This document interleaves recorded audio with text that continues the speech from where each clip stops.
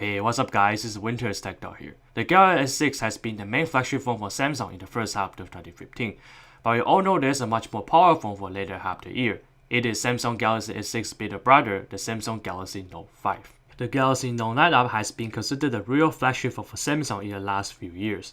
However, being a flagship phone, it must have flagship phone design and specs, but does Note 5 deliver it all? As a Note 4 owner, I'm too eager to find out. The appearance of the Note 5 carry on the new design language from the S6, but compared with S6, Note 5 did not receive any compliment for the design. First, I think probably because people hoping Samsung should have given Note 5 a distinctive look. Second, Note 4 already has a metal chassis, so there's no big surprise that Note 5 included this design as well.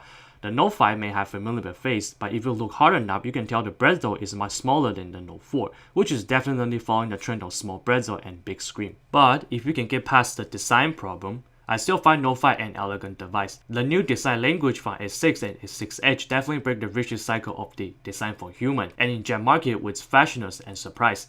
The front of the phone is still very Note, but the curved back, the glass panel with shiny paint under it, and of course, the rounded metal edge really made the Note 5 very distinctive from its past family members. It is not exaggerated that this is probably the Note I actually appreciate the exterior design. But by bringing over the elegant design, the Note also has the nasty feature many people have been criticizing. That's right, the lack of movable battery and of course the SD card slot. A Samsung device without movable battery and SD card slot, which made this device practically worthless, might as well spend the rest of the video in silence to mourn for these lost features. Aha! How can that be possible? Sure, losing those features may be upsetting, but there's still a lot of new features that still make it worth it. The Note has always been the choice of power user, and yet Note 5 is still able to deliver. Powering the device is Exynos 7420's 14nm CPU. It is the same one for the X6, but the performance of the S6 already tells us about its processing power. The Note 5 is extremely zippy, everything just flies without any hesitation.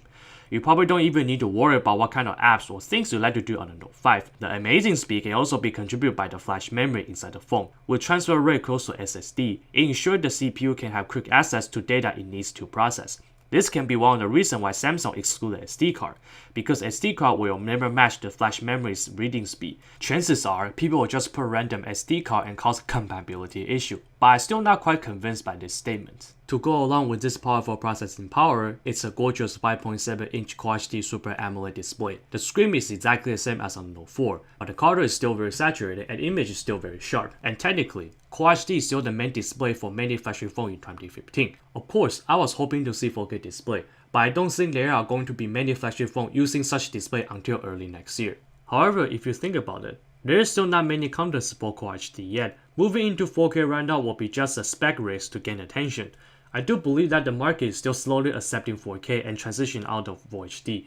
Same as on the Note 4, the display is covered by a curved 3D glass that fused smoothly with the metal edge. Also, because the metal edge is much rounder, the phone is actually a lot more comfortable and easier to grip with bare hand than Note 4. The other major visual and hardware design change is that the headphone jack and speaker are relocated to the bottom of the phone. Therefore, Note 5 speaker sound will not muffle when placed down on the table or on the flat surfaces. The speaker is plenty loud, the sound quality is decent and has pretty strong bass for a small speaker.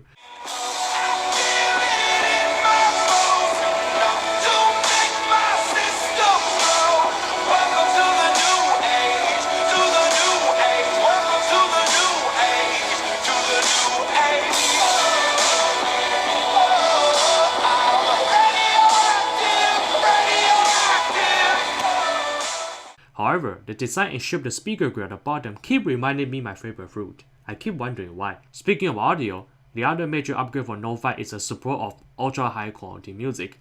The audio chip on the phone can convert regular MP3 or CD file into 24 bits or a 96 kHz type file, basically closer to the original soundtrack.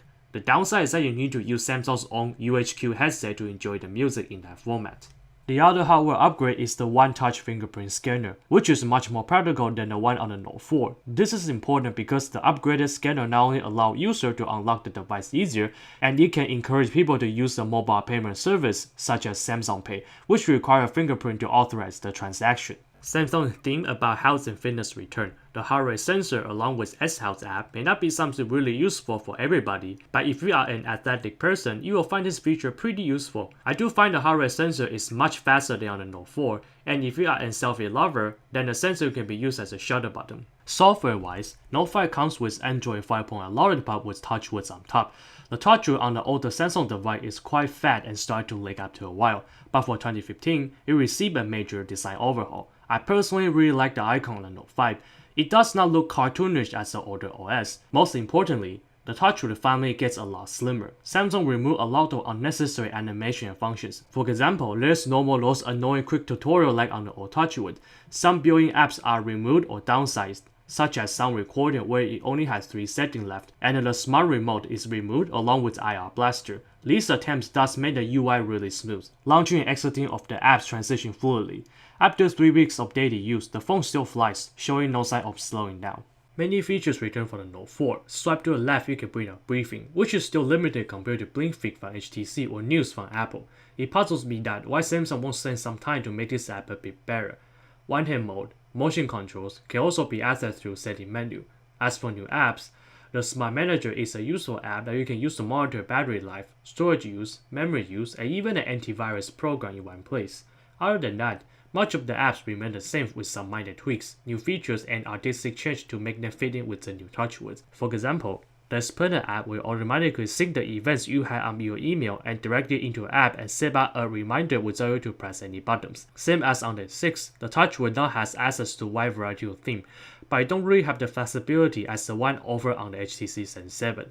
After a recent system update, the RAM management is improved. I will not get any reload unless I open more than 7 apps. Even there is a reload, the reload speed is quite fast compared to my older Samsung devices. On the bright side, the 4GB of RAM can ensure that phone will not slow down when you open lots of apps. Other than the big screen, the S Pen is probably what makes the Note 5 really unique among series of big screen devices. The S Pen has received improvement as well. The tracking point has been updated to 240 per second, and the input delay has been improved to 74 milliseconds from 98 milliseconds on the Note 4.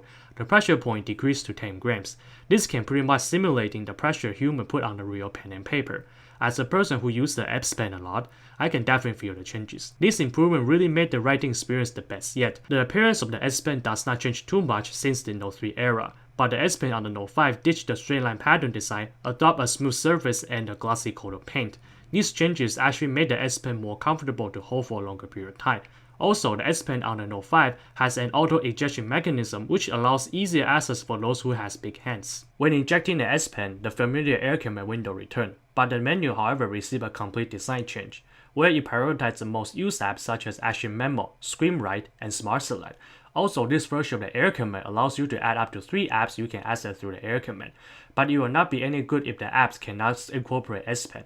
Also, if you eject the S Pen while the screen is off, you can directly access a quick memo to write things down without unlocking. The Action Memo allows you to write things down and use link to action to access further advanced features.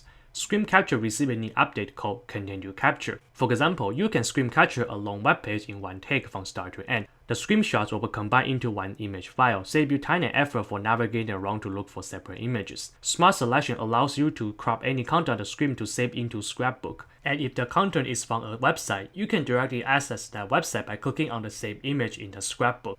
The camera on the Note 5 still remains the same 60MP shooter from the Note 4, but it does have some hardware improvement, such as f-stop 1.8 aperture, and a digital stabilization on top of optical image stabilization. This is a powerful tool because the digital stabilization on the Note 5 will instruct the camera to take 3 pictures quickly to compensate for the handshake, but the autofocus speed is relatively the same. Since Note 4 is really fast already, there's no concern here. Under good daylight, the outdoor pictures exposure and color reproduction are pretty spot on. Same goes to interior with good lighting. However, Note 5 being a successor does have some improvement. First, the much bigger aperture allows Note 5 to take those depth of field shots you just cannot on the Note 4. Secondly, comparing photo by Note 4 and Note 5, when zooming in, you can clearly tell the camera on the Note 5 can retain detail much better than the Note 4. Third, the processing speed is much faster on the Note 5. And lastly, the low light shot is what set these two phones apart. Under the same environment, Note 5 clearly surpassed Note 4. The Note 5's picture has less noise and the subject is better lit. The reason being that the shutter speed can be even slower because of the digital stabilization and optical image stabilization, which keep the camera still, while the bigger aperture allows more light to hit the camera sensor than the Note 4. Mode-wise, Samsung introduced 2 new modes, Live Broadcast and Pro Mode. Live Broadcast is essentially allows you to live stream with your Note 5's camera on YouTube, and with live streaming become very popular, this is a neat addition. Pro mode is Samsung's way of saying manual mode, which allows you to have full control of the camera setting, but I'm pretty sure the auto mode can satisfy your photography need. The front camera also receives a modest update. The megapixel count has been increased to 5 megapixel and has digital image stabilization to ensure those annoying handshake while taking selfie or video can be eliminated. Video-wise, you have access to all quality settings, from VGA all the way to 4K. But unfortunately, the 4K video is so limited to 5 minutes per shot. I think it might be something to do with the file size. Front camera on the Note 5 can shoot up to QHD, which same as on the Note 4. The battery capacity for the Note 9 Up has always been on a trend of getting bigger. But to many people's surprise, Note 5 has a 3000 mAh battery, which is smaller than the Note 4. After using it about 3 weeks, the phone can easily last a full day of me streaming YouTube videos. If I use the phone just to check social medias, emails, and read news occasionally, then I can have around 30% of battery left after the whole day. The battery life overall is the same if not better than the Note 4 with bigger battery. Of course, if you are running low on battery, Samsung made the charging easier with wireless charging that can keep a full charge in 2 hours instead of 3 hours on the S6. However, I do believe it is more practical with the wall charger. You can get 50% charge in 30 minutes and full charge in an hour. If you don't have access to the charger, then battery saving mode and ultra power saving modes are your best friends to stretch out the battery life longer. No matter what others say, I still think Note 5 is a successful device. It may not have the big wow factor compared to its predecessor, but improvements such as low light performance of the camera, better S Pen, cleaner touch width, ultra-fast flash memory to allow much faster access of data, and of course, shortened wireless charging time. These are the features Note 5 users will encounter daily, which are a big improvement from the Note 4. You can complain that Note 5 is still using the same processor as the S6 and offers similar user experience, but with Samsung's own Exynos A890 still in development and Snapdragon 820 not ready till end of 2015, Samsung did what is most logical to do. The Exynos 7420 did not disappoint on the S6, it certainly did not for the Note 5. And I believe Note 5 is still an exciting and capable device for 2015. What do you think of the Note 5? Do you think it has enough changes and improvement for 2015 standard? Leave your comments down below, and I'll see you guys next time. Thanks for watching. If you really like my video, please hit the like and subscribe button.